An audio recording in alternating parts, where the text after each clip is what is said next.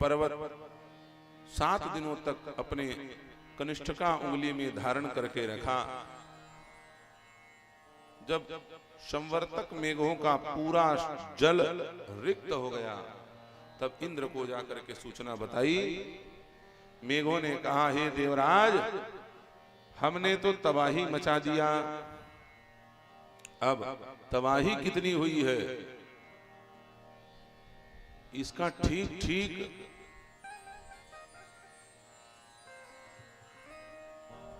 निर्धारण करने के लिए आप स्वयं जाइए, क्योंकि इतनी बारिश हुई है कि हमको तो गारंटी है इस बात की कि ब्रजमंडल ही पूरा का पूरा बह गया हो, धरती के नक्शा से गायब हो गया हो। अब आप जाके देख लीजिए। देवराज इंद्र बड़ा खुश हुआ। उसने सोचा कि सचमुच में ब्रजमंडल बह गया होगा। उछलता कूदता ऐरावत के पीठ पर बैठा हुआ इंद्र बड़ा इठलाता हुआ पहुंचा गोवर्धन में। जाकर के देखता है तो जस के तस ग्वालवाल, जस का तस गिरिराज, और जस के तस श्याम सुंदर, जस के तस बाबा आनंद, और जस के तस यशोदा। किसी का कोई बाल बांका नहीं हुआ। इंद्र बड़ा परेशान। मेघों से कहा, तुमने ब्रजमंडल को ही बहाया कि और कहीं जाकर के बारिश करके चले आए? संवर्तक मेघों ने कहा, महाराज, हम आपसे झूठ बोल के कहां जाएंगे, आप देवराज इंद्र हो, हमने यही इसी गोवर्धन के ऊपर बारिश कराई। तो ये सारा पानी गया कहां? संतों ने कहा, रामावतार में सीता मैया ने अगस्त ऋषि को भोजन कराया था। अब भोजन करते करते करते करते पूरे धरती का भोजन अगस्त ऋषि कर गए थे। तो सीता मैया ने हाथ जोड़ के कहा, बोले महाराज, इस जन्म में इस अवतार में केवल भोजन ही कराएंगे, अगले अवतार में पानी पिलाएंगे, आपको पानी पीने के लिए अलग से निमंत्रण दिया जाएगा। तो मानो आज भगवान श्री बांके बिहारी ने अगस्त ऋषि को बुला करके संवर्तक मेघों का सारा पानी पिला दिया। दूसरे अर्थ में चक्रराज सुदर्शन ने सारा जल सोख लिया। इंद्र भवचक्का मेघों के साथ इधर इंद्र इंक्वायरी कर रहा है कि तुमने सचमुच में यहीं पे बारिश की, कि आज कल करके भ्रष्ट नेताओं के जैसे गर्मी के दिन में पानी के टैंकर भेजते हैं, गिनती करवा लेते हैं फ्री में, 20 टैंकर भेजा और दिखा दिया 60 टैंकर। ऐसा तो कहीं कोई घपला तो नहीं कर दिया? इंद्र और मेघों के बीच में झगड़ा चल रहा है। इधर नंद बाबा के साथ जितने ग्वाल बाल थे वो एकत्रित होकर के नंद बाबा को प्रणाम कर रहे हैं। बाबा, ये तेरा लाला कोई साधारण नहीं है, ये साक्षात भगवान है। हमने तो उठा के देखा था पहाड़, हम लोगों ने सोचा कि जैसे हम ग्वाल बाल वैसे ये ग्वाला है, इसने उठा लिया तो हम भी उठा लेंगे। लेकिन ईमानदारी की बात बताएं, बड़े मोटे मोटे लाठी डंडे लेकर के हमने उठाना चाहा इस पर्वत को।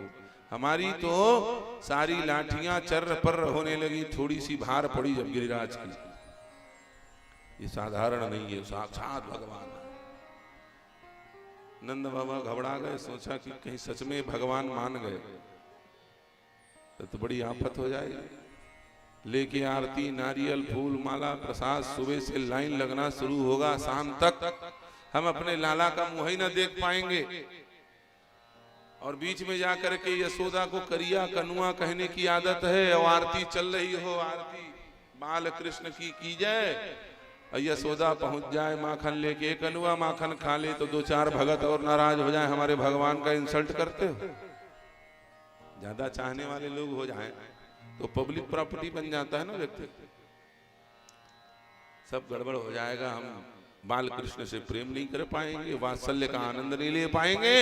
इसलिए नंद बाबा ने दांव पलट दिया। नंद बाबा ने कहा, तस्मानंद कुमारोयम नारायण समौ गुणै श्रिया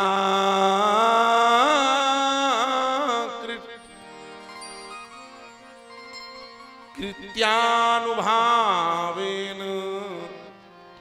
तत्कर्म सुन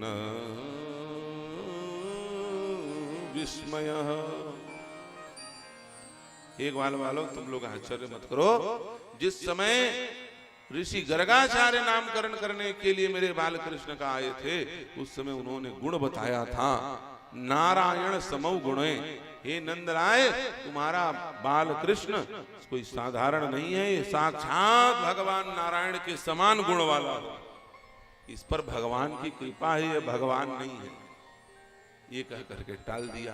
तो लोगों ने कहा हाँ ये बात हो सकता है। भाई हम तो ये सोचे नंद बाबा क्या, हम लोगों के यहाँ, हम लोग गाय चराने वाले, गाय बैल चराने वाले गांव के ही, हमारे यहाँ भगवान कहाँ से आ जाएंगे? भगवान के समान है। अब बात समझ में आई, भूषण नाश हो जाएगा। जब भी व्यक्ति अपने आप को कर्ता मानता है, उसी क्षण उसका पतन होना शुरू हो जाएगा। पद उपभोग के लिए नहीं होता, पद उपयोग के लिए होता है। किसके लिए होता है? इंद्र पद उपभोग के लिए नहीं, पद तो उपयोग के लिए है। पद का उपभोग करोगे तो मर जाओगे। कोई भी व्यक्ति यदि पद का उपभोग करने लग जाएगा तो समझ लेना उसका नाश निश्चित है, क्योंकि पद उपभोग के लिए है ही नहीं।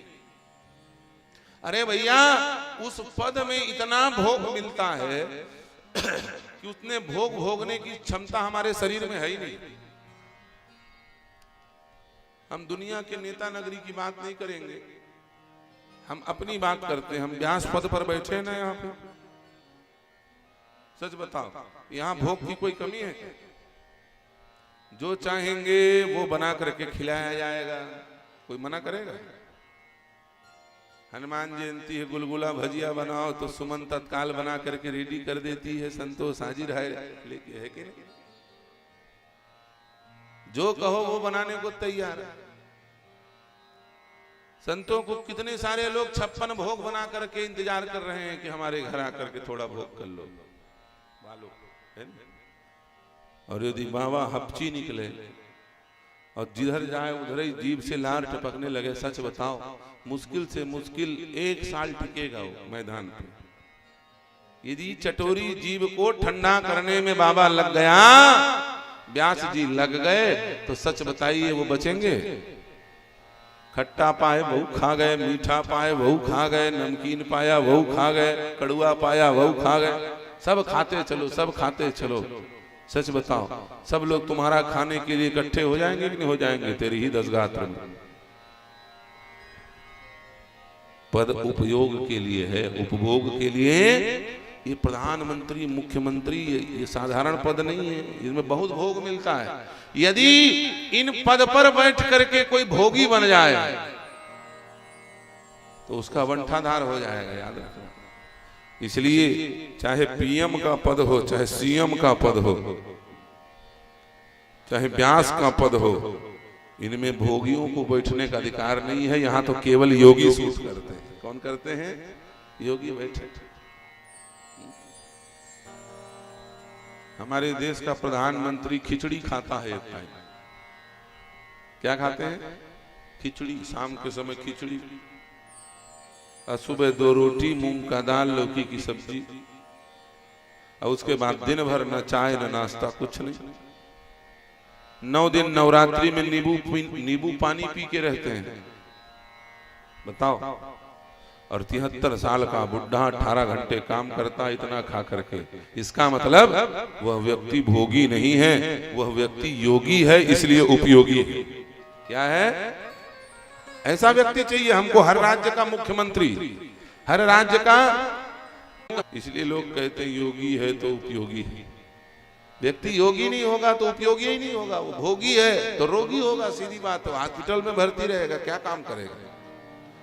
लात तान के सोया है, पेट तान के खाया है। वो किसी के काम का नहीं, न जनता के काम का, न पार्टी के काम का, किसी के काम का। भैया, व्यक्ति पद का उपयोग करे, पद का उपभोग न करे तो यह देश न जाने कहां पहुंच जाएगा।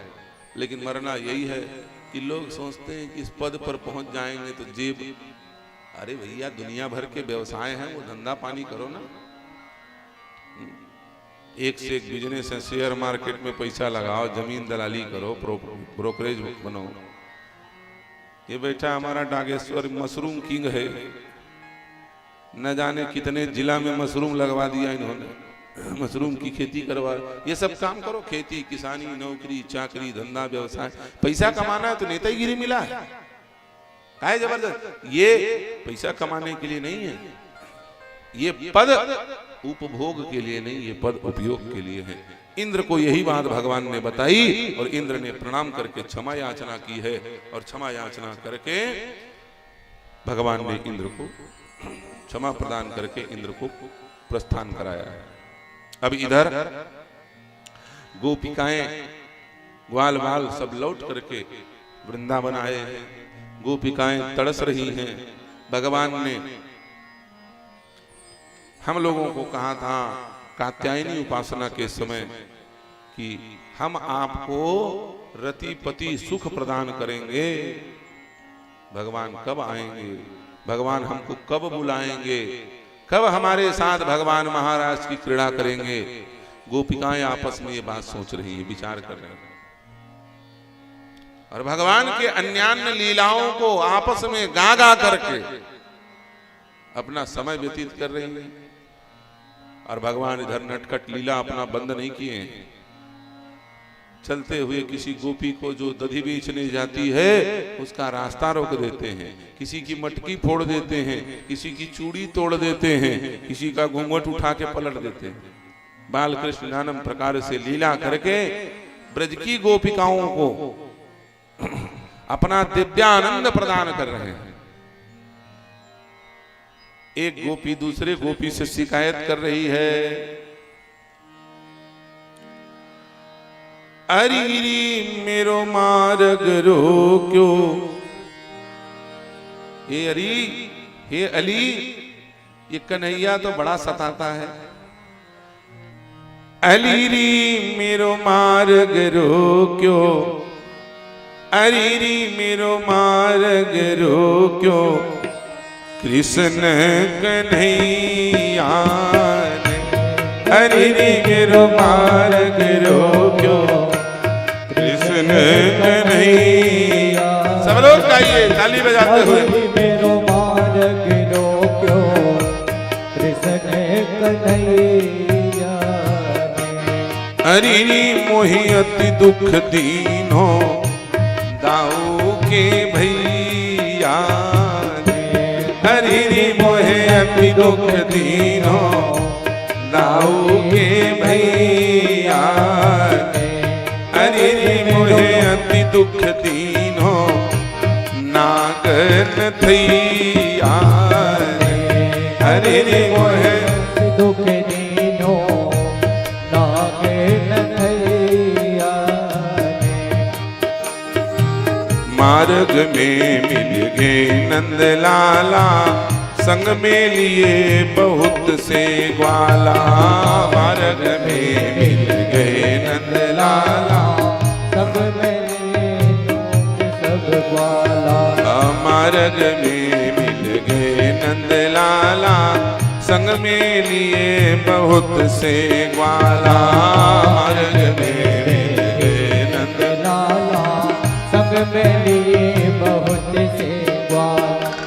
अकेले नहीं, झुंड के झुंड आया, पूरा गैंग लेकर के। और मैं रास्ते में चली जा रही थी, क्या किया इसने? अलीरी मेरो घूंघट खोलो, अरीरी मेरो घूंघट खोलो, बंसी बजैया। अरीरी मेरो घूंघट खोलो, बंसी बजैया। हरि मोहे अति दुख दीनो, दाऊ के भैया। हरि मोहे अति दुख दीनो, ताली बजाते हुए प्रेम के साथ। हरि मेरो मार्ग रोको, कृष्ण कन्हैया। हरि मेरो मार्ग रोक्यो, कृष्ण कन्हैया।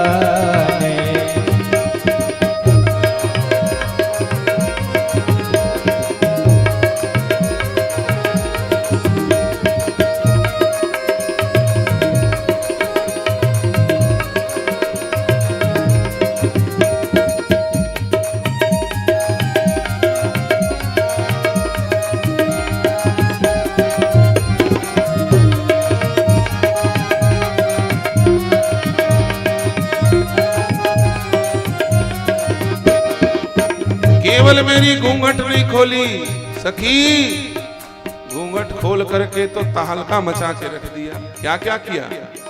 माखन की जो पटक दई मटकी, मेरी बाह पकड़ के झटकी।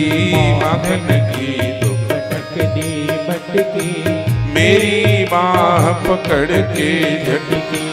माखन की जो पटक दई मटकी, मेरी बाह पकड़ के झटकी। माखन की पटक दी मटकी, मेरी माखन की मटकी पटक दई और मेरी बाह पकड़ करके झटक दई। माखन की जो पटक दई मटकी, मेरी बाह पकड़ के झटकी। माखन की जो पटक दई मटकी, मेरी बाह इतने जोर से झटका, बोले इतने जोर से झटका कि मेरी सारी चूड़ियां टूट गई। अरीरी चूड़ियां चटकाई, अरीरी चूड़ियां चटकाई, रास रचैया। अरीरी चूड़ियां चटकाई, रास रचैया ने। अरीरी मोहे अति दुख दीनो, दाऊ के भैया। अरे मोहे अति दुख दीनो, ताऊ जी के भैया ने। मेरो मार्ग रोक्यो कृष्ण कन्हैया ने।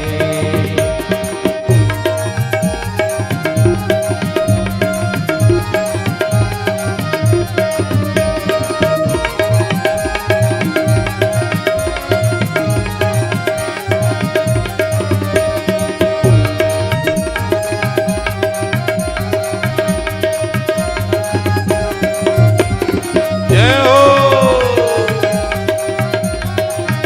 बोलिए रास रचैया की। जय हो। फेंक गुलाल हाथ पिचकारी, मोते कहे सांवरे प्यारी। फेंक गुलाल हाथ पिचकारी, मोते कहे सांवरे। फेंक गुलाल हाथ पिचकारी, मोते कहे सांवरे प्यारी। गुलाल हाथ पिचकारी, मोते कहे हरी रे नख सिखते भिंगोई, हरी रे नख सिखते भिंगोई, गिरिवर उठैया। हरी रे नख सिखते भिंगोई, गिरिवर उठैया। हरी रे मेरो मार करो जो, दाऊ के भैया। अरे मेरो मारग रोक्यो, ताऊ जी के भैया ने। हरि रे मोहे अति दुख दीनो, कृष्ण कन्हैया ने। अरे मोहे अति दुख दीनो, ताऊ जी के भैया ने।